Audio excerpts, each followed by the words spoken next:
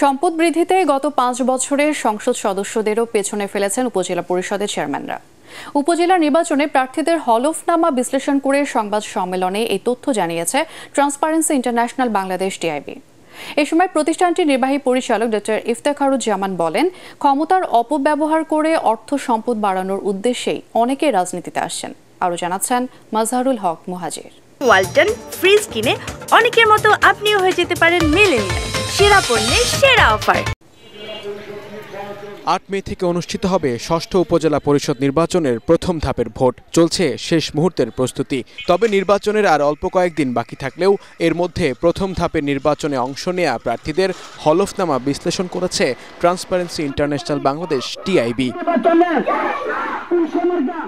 রাজধানী ধানমন্ডিতে টিআইবির নিজস্ব কার্যালয়ে এক সংবাদ সম্মেলনে জানানো হয়, এবারে নির্বাচনে কোটিপতি প্রার্থী বেড়েছে ৩ গুণ।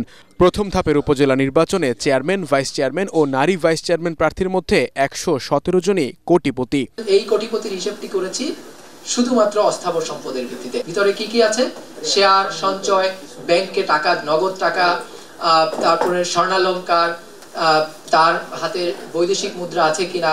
এ সময় জাতীয় নির্বাচনের মতো স্থানীয় সরকার নির্বাচনেও ব্যবসায়িক প্রার্থীদের দাপট বাড়ছে জানিয়ে সংস্থাটি বলছে, চেয়ারম্যান প্রার্থীদের প্রায় ২২% ঋণগ্রস্ত। আর হলফনামায় গৃহিণী হিসেবে পরিচয় দেয়া নারী প্রার্থীদের ১৯%ই ব্যবসায়ী। প্রার্থীদের ১৭%ই বিভিন্ন মামলায় অভিযুক্ত। আর নির্বাচনে মন্ত্রী এমপি স্বজন রয়েছেন ১৩ জন প্রার্থী। কয়েক হাজার গুণ যাদের সম্পদ বেড়েছে, ব্যয় বেড়েছে, সেটা বৈধ সাথে সামঞ্জস্যপূর্ণ কিনা এই বিষয়টি খতিয়ে দেখার জন্য বিরাট ধরনের রকেট সায়েন্সের প্রয়োজন নেই। সংশ্লিষ্ট প্রতিষ্ঠানগুলো তাদের যথাযথ ভূমিকা পালন করলে সেটা দেখতে পারবে। হলফনামার মধ্যে তথ্য গোপন করা অপরাধ।